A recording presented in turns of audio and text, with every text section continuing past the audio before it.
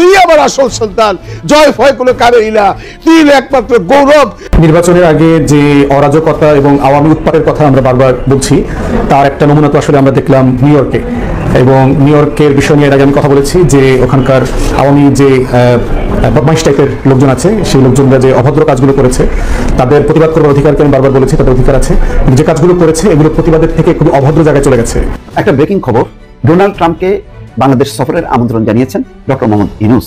সম্প্রতি যুক্তরাজ্য এবং যুক্তরাষ্ট্রের পক্ষ থেকে ভারতের রাজধানীতে অবস্থিত শেখ হাসিনার সঙ্গে যোগাযোগ করা হয় এবং প্রস্তাব দেওয়া হয়, কিন্তু সেই প্রস্তাবে শেখ হাসিনা রাজি হন।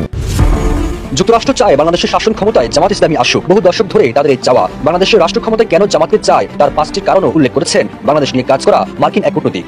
আসসালামু আলাইকুম প্রিয় দর্শক শ্রোতা, আশা করি সবাই ভালো আছেন। নতুন একটি ভিডিওতে সবাইকে স্বাগতম। বাংলাদেশের রাজনৈতিক প্রেক্ষাপট নিয়ে ভিডিওর শুরুতেই কিছু ভিডিওর অংশ বিশেষ আপনারা দেখেছেন। মূলত আজকের এই ভিডিওটিতে সেই সকল ভিডিওর বিস্তারিত আলোচনা দেখতে পারবেন। ভিডিওর শুরুতেই যে সকল ভিডিও দেখেছেন তা থেকে হয়তো আন্দাজ করতে পেরেছেন আজকের এই ভিডিওটি কতটুকু গুরুত্বপূর্ণ হতে চলেছে। অতএব চলুন না টেনে একটি লাইক দিয়ে সম্পূর্ণ ভিডিওটি দেখে আসি। একটা ব্রেকিং খবর, ডোনাল্ড ট্রাম্পকে বাংলাদেশ সফরের আমন্ত্রণ জানিয়েছেন ডক্টর মোহাম্মদ ইউনূস। আজকে যে নিউ ইয়র্কের জাতিসংঘের সাধারণ পরিষদের অধিবেশন হচ্ছে, এটা রীতি স্বাগতিক দেশ মার্কিন যুক্তরাষ্ট্র তার প্রেসিডেন্ট হিসেবে বরাবর সেখানে আগত বিশ্ব নেতাদেরকে মনুষ্যভোজে ইনভাইট করা হয়। তো সেটি করা হয়েছে। এটা গত 15 বছরে শেখ হাসিনা গেছেন প্রতিবার, এবং সুযোগ মতো যে ফটো সেশন হয় গিয়ে যখন প্রেসিডেন্ট থাকে, জো বাইডেনের সাথে, প্রেসিডেন্টের সাথে, এগুলি অনেকে করে, অনেকে অ্যাভয়েড করে। তো আজকে সেই সুযোগ হয়েছে ডক্টর মোহাম্মদ ইউনূসের, সেই সুযোগে তিনি আমন্ত্রণ জানিয়ে। এটা কিন্তু গুরুত্বপূর্ণ এই কারণে বর্তমান আঞ্চলিক রাজনৈতিক প্রেক্ষাপটে বাংলাদেশের সাথে যুক্তরাষ্ট্রের একটা গভীর সম্পর্ক, যেটা নিয়ে কিন্তু আলোচনা চলছে। বিশেষ করে ভারত অত্যন্ত উদ্বিগ্ন। এই যে কক্সবাজারে যে যৌথ সামরিক মহড়া হলো, তাতে বলা হচ্ছে সেই যুক্তরাষ্ট্রের কেন এত ভারী ভারী এয়ারক্রাফট আসলো, যুদ্ধস্ত্র আসলো, তারা কেন রেজিস্ট্রেশন ছাড়া হোটেলে থাকে, নানা রকম গল্প গুজব হচ্ছে। এবং আবার খবর এসছে অন্য গণমাধ্যমের সূত্র ধরে মানবজমিনে যে চট্টগ্রাম সমুদ্র এলাকায় একটা বন্দর তারা খুঁজতেছে বা তারা বন্দর নির্মাণ করবে, সেখানে তাদের হয়তো জাহাজ ভিড়বে। এরকম যখন মানে জল্পনা ডালাপালা মেলছে আকাশে বাতাসে, তখন কিন্তু এইরকম আমন্ত্রণ জানানোর বিষয়টা গুরুত্বপূর্ণ। এবং যদি সত্যি সত্যি মনে করে যে এই অঞ্চলে একটা নির্ভরযোগ্য বন্ধু চায় মার্কিন যুক্তরাষ্ট্র, কারণ এদিকে চীন, তার সবচেয়ে বড় মাথা ব্যথার কারণ হলো চীন। ভারত যেহেতু অস্থিতিশীল, সে সুবিধা অনুযায়ী একবার রাশিয়ার দিকে দৌড়ায়, একবার চীনের দিকে দৌড়াচ্ছে, সুতরাং এখন আর ভারতের উপর তার ভরসা নেই। ডোনাল্ড ট্রাম্প চায় একদম খুব ঘনিষ্ঠ একজন মিত্র। তো সেই হিসেবে বাংলাদেশ কেন?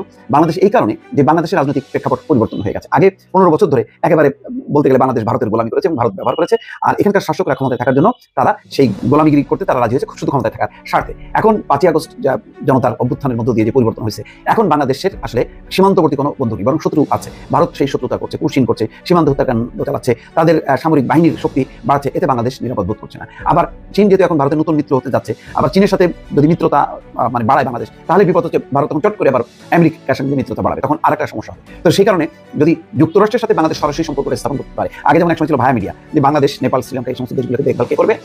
ভারত, যুক্তরাষ্ট্রের পক্ষ থেকে। এখন সবাই ছুটে গেছে, নেপাল তেপাল সব, শ্রীলঙ্কা সবাই ছুটে গেছে, এখন সব তারা চীনমুখী হয়েছে, অথবা তারা স্বাধীনভাবে তাদের দেশ পরিচালনা করছে। বাংলাদেশের বিপদ, বাংলাদেশের একটা বিরাট অঞ্চল জুড়ে ভারত, এবং সেই অশান্তি তারা নিয়মিত হয়ে ঘটাচ্ছে। মিয়ানমারও সমস্যা।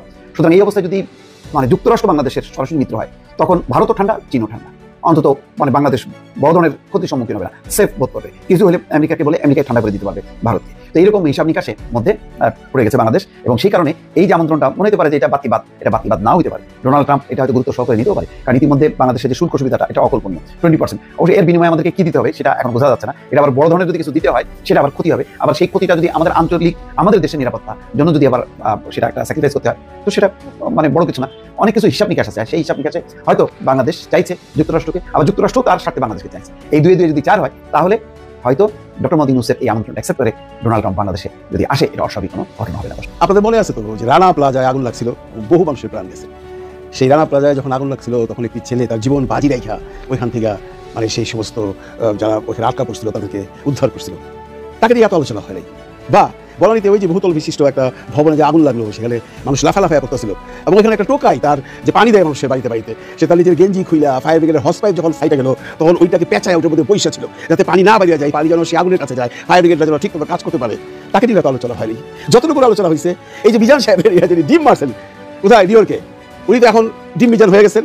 বাংলাদেশের এমন কোনো পত্রিকা নাই তাকে নিয়ে নিউজ করে নাই, বাংলাদেশের এমন কোনো টিভি চ্যানেল নাই তাকে নিয়ে কোনো প্রতিবেদন করে নাই, বাংলাদেশে এমন কোনো কন্টেন্ট ক্রিয়েটর নাই যে মিজান সাহেবকে নিয়ে কোনো রকম কন্টেন্ট বানায় নাই। ইভেন আমিও বানাইছি। He is the most popular person in Bangladesh, মানে বাংলাদেশি মিডিয়াতে সে তার মতো এরকম পপুলার কেউ নাই ভাই। চারিদিকে শুধু জয় জয়কার, চারিদিকে শুধু জয় জয়কার, ফুলের মালা দিয়া উনি যেভাবে দাঁড়িয়ে কথাবার্তা বলতেছেন মনে হয় উনি বিশ্ব জয় করে আসছেন, বা বিশ্বকাপ ফুটবল খেলে বা বিশ্বকাপ ক্রিকেট খেলে কাপ নিয়ে আসছেন, বা কোনো শত্রু পক্ষকে গুলিগালা করে হত্যা করে দেশকে একটা স্বাধীন করে দেওয়া বানাইছেন। এরকম একটা ভাব। একটা ডিমের কি মাহাত্ম দেখছেন, একটা ডিম মারছে তাকে নিয়ে কত মাতামাতি বাংলাদেশের মানুষের, এবং তাকে নিয়ে কত ধরনের নিউজ, এবং সে এমন হিরো হয়েছে যে সাবেক প্রধানমন্ত্রী শেখ হাসিনা তাকে ফোন করছে, ফোন করে কথা বলতেছে, কংগ্রেচুলেশন দিতেছে। এবং আমার মনে হয় নিশ্চয়ই শেখ হাসিনার কথোপকথন আমরা শুনি নাই, ওনার কথা শুধু শুনছি। নিশ্চয়ই শেখ হাসিনা এখান থেকে বলছেন যে মিজান তুই আমার আসল সন্তান, জয় ভয় কোনো কাবেই না, তুই একমাত্র গৌরব, তুই আওয়ামী লীগকে বাঁচিয়ে রাখবি, তুই আমার সন্তান, আইসে তুই আমার ছেলে। নিশ্চয়ই এই ধরনের কথাবার্তা বলছে। আওয়ামী লীগের যে দেউলিয়াপনা, এই দেউলিয়াপনা এমন জায়গায় চলে গেছে যার ডিসকাশনের একটা লোকরে ডিম মারা নিয়ে যেভাবে হিরো বানানো হইলো, এরা তো এর বেশি কিছু করতে পারবে না। আমার যা মনে হয় আওয়ামী লীগ কেমন দেউলিয়া হয়ে গেছে যে একটা ডিম মারা নিয়ে যে ছেলেটা এমনভাবে সবার মাথার উপরে বসে গেছে, তাতে মনে হচ্ছে যে আওয়ামী লীগের রাজনীতি বোধ এখানেই শেষ। আমি না, শুধু পুরো বাংলাদেশের যারা অ্যানালিস্ট আছেন তারা সবাই বলতেছেন, অনেক নেটিজন এই ধরনের কথাবার্তা বলতেছেন। আপনারা বিভিন্ন জায়গায় যা দেখবেন, আমি একাই বলতেছি না। আসলে এটাই কি আওয়ামী লীগের রাজনীতি? না, এটা আওয়ামী লীগের রাজনীতি হইতে পারে না। আওয়ামী লীগ যাদেরকে ডিম মারছে, এই আক্তারকে ডিম মারছে, এই আক্তারটা কে? আমি গতকাল একটা ভিডিওতে বলছি, এই ছোকরা তো সামনে বুকের মধ্যে গুলি দিয়ে ঘুরে মতো পোলা, বুক খুলে দিব গুলি কর, পরে মারছে পিছন দিয়ে একটা ডিম। তারপর কিন্তু সে ওইখানে দাঁড়াই বলছে ইনকিলাব জিন্দাবাদ, মুজিববাদ মুর্দাবাদ বলছে কিন্তু সে, এবং আমি জানো বলছি কথাটা, যে উনি এই কথাটা না বললে হয়তো মারতাম না। আগে বলছে না, পরে বলছে জানি না। কেমন বড় বেটাটা আক্তার, ডিম খাওয়ার পরে বা ডিম খাওয়ার আগে এতগুলো লোকের সামনে উনি মুজিববাদ মুর্দাবাদ বলে আসছে। জিতটা কার হইলো একবার ভাবেন, যেটা কার হইলো? আওয়ামী লীগের হইলো। যারা ডিম মারছে তারা ওখানকার স্থানীয়, আক্তার ওখানকার স্থানীয় কেউ না, বাংলাদেশ থেকে এসে গেছে। আবার তাসমিন জারাকে নিয়ে যে ধরনের মন্তব্য যারা করছে, তারা কি তাসমিন জারাকে নিয়ে এই ধরনের মন্তব্য করার মতো উপযুক্ততা রাখে? আপনি নিজে একবার চিন্তা করেন। এরা তো তাসমিন জারা সম্পর্কে কিছু জানেই না। কে তাসমিন জারা, কোথায় লেখাপড়া করছে, কোথায় মাস্টারি করছে, কি করে সে, তাকে পৃথিবীর কতগুলো মানুষ কিনে, তার কর্মকাণ্ড কি কিছুই জানে না, শুধু জানে এনসিপি করে। এদের এই মূর্খতা তাসমিন জারাকে আরো উপরে উঠে আসছে। তাসমিন জারা তো বলছে এইসব ডিম ফিম দিয়ে কিছু হবে না, আক্তার হোটেলের নিচে দাঁড়াও বলে গেছে ডিম ফিম দিয়ে আমরা কিছু করতে পারবো না। অনেকেই প্রশ্ন করে, অনেকে নিজেরাই বলা বলি করতেছে যে কেন এই তাসমিন জারা, আক্তার হোসেন, ফখরুল ইসলাম আলমগীর, তাহির সাহেব তাদেরকে প্রফেসর ডক্টর মোহাম্মদ ইউনূস আমেরিকাতে নিয়ে গেল। ভাইরে, যার যারা হিসাব আছে উনি তো হিসাব করে গেছে। যেমন তাসমিন জারার কথা যদি বলি, তাসমিন জারা কি করতেছে আজকেও, মানে গতকালকে, বাংলাদেশের গতকালকে সে জাতিসংঘের স্বাস্থ্য বিষয়ক একটা বিরাট বড় সেমিনারে সে ভাষণ দিচ্ছিল। সে বলতেছিল, তার তথ্যপাত্র পাঠ করতেছিল যে কিভাবে মানে জনস্বাস্থ্য বাড়ানো যায়। সে ভিডিও যদি আপনারা দেখেন তাহলে আপনারা বুঝবেন এই মেয়েটার হাইট কতটুকু। চলেন ভিডিওটা একটু দেখি।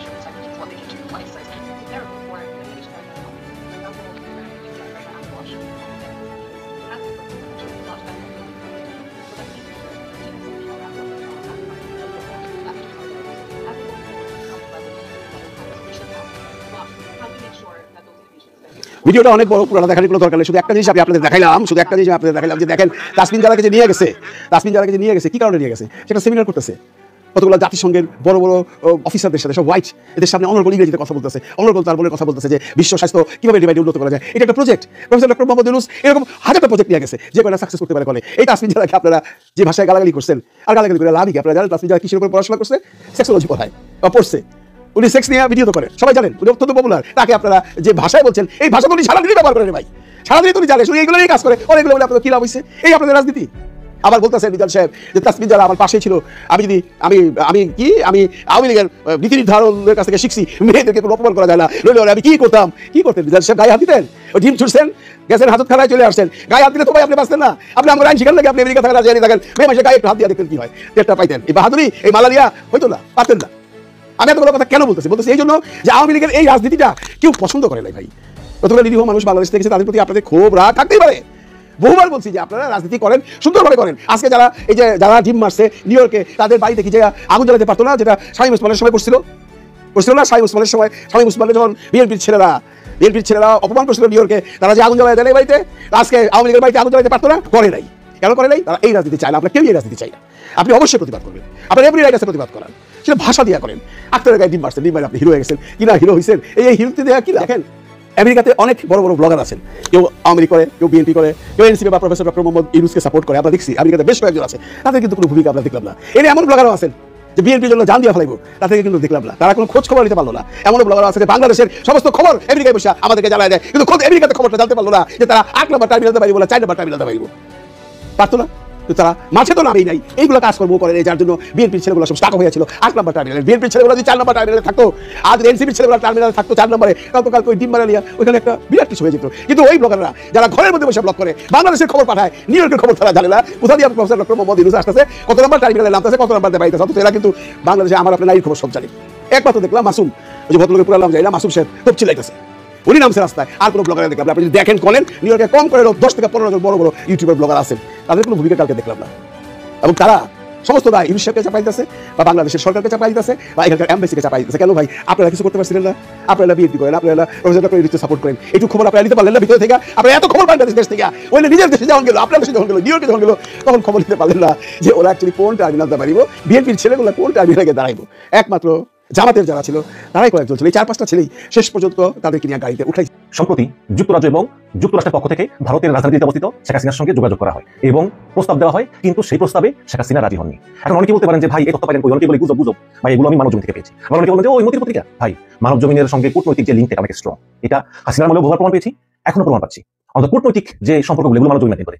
তো সেখানে তারা বলেছে যে হাসিনার সঙ্গে আমেরিকা এবং ইংল্যান্ডের যোগাযোগ হয়েছে এবং যোগাযোগ হওয়ার পরে হাসিনাকে তারা একটা সুনির্দিষ্ট প্রস্তাব দিয়েছিলেন, কিন্তু হাসিনা এর কোনটাই গ্রহণ করেননি। আপনারা তো চিনেন হাসিনার চরিত্র, কি প্রস্তাব দিয়েছিলেন সেটা একটু কথা বলি। আমি পড়েই শুনাই।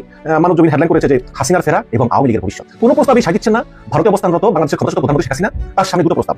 প্রথম প্রস্তাবে বলা হয়েছে যে আপনাকে নিয়ে পুনরায় আওয়ামী লীগকে সংগঠিত করা সম্ভব নয়, কারণ বাংলার মানুষ আপনার বিপক্ষে চলে গিয়েছে। গণহত্যা চালানোর দায় আপনি অস্বীকার করতে পারবেন না। আপনার বিরুদ্ধে ট্রাইব্যুনালে মামলা চলছে, যা অতি দ্রুততম সময়ের মধ্যে ফয়সালা হয়ে যাবে। যে মামলায় আপনাকে প্রধান আসামি করা হয়েছে, তার যেই দালালি প্রমাণ, যেই কল রেকর্ড, যেই ভিডিও ফুটেজ, যেই সাক্ষী প্রমাণ, এবং এগুলোতে আপনি নির্ঘাত দণ্ডপ্রাপ্ত হয়ে যাবেন। এবং এই অবস্থায় আপনার দেশে ফেরা খুবই কঠিন। যদি কোনো মিরাকল কিছু না ঘটে, তাহলে এই অবস্থার পরিবর্তন হওয়া সম্ভব না। দ্বিতীয় প্রস্তাবটি বিবেচনা করে দেখতে পারেন। সেই প্রস্তাবটি হচ্ছে অন্য কাউকে দায়িত্ব দিয়ে দিতে পারেন, তাতে করে আওয়ামী লীগের ঘুরে দাঁড়ানো সহজ হবে, যেমনটা হয়েছিল 1975। তখন বাকশাল গঠন করে আওয়ামী লীগের অস্তিত্ব বিলুপ্ত করা হয়েছিল এবং 15ই আগস্টের বঙ্গবন্ধুর মৃত্যুর পর বাকশালের সমাপ্তি ঘটে। প্রেসিডেন্ট জিয়াউর রহমান পুনরায় দল গঠন শুরু করে দেন। তখন বেগম জোহরা তাজউদ্দিনের নেতৃত্বে আওয়ামী লীগ সংগঠিত হয়। তখনও আপনি এই ভারতেই ছিলেন। এর মধ্যেই যখন 1979 সনে জাতীয় সংসদ নির্বাচন অনুষ্ঠিত হয়, সেই নির্বাচনে আওয়ামী লীগ 39টি আসন লাভ করে। তখন সংসদ নেতৃত্ব দেন অ্যাডভোকেট আসাদুজ্জামান খান। সংসদেই আপনার ফেরা নিয়ে বিরতিহীনভাবে আওয়াজ তুলেন আওয়ামী লীগের এমপিরা এবং শব্দদল অংশগ্রহণে। আমি আশা করছি সম্পূর্ণ ভিডিওটি দেখেছেন এবং এই ভিডিওর সাপেক্ষে আপনার কি মতামত অবশ্যই কমেন্ট বক্সে জানিয়ে যাবেন। ভিডিওটি ভালো লেগে থাকলে শেয়ার করতে ভুলবেন না। আমাদের এই চ্যানেলে নতুন হয়ে থাকলে চ্যানেলটি সাবস্ক্রাইব করে চ্যানেলের পাশে থাকবেন। আর যারা ইতিমধ্যে চ্যানেলটি সাবস্ক্রাইব করেছেন তাদেরকে অসংখ্য ধন্যবাদ। দেখা হবে নতুন কোনো ভিডিও নিয়ে, ততক্ষণ সবাই সুস্থ থাকবেন। আল্লাহ হাফেজ।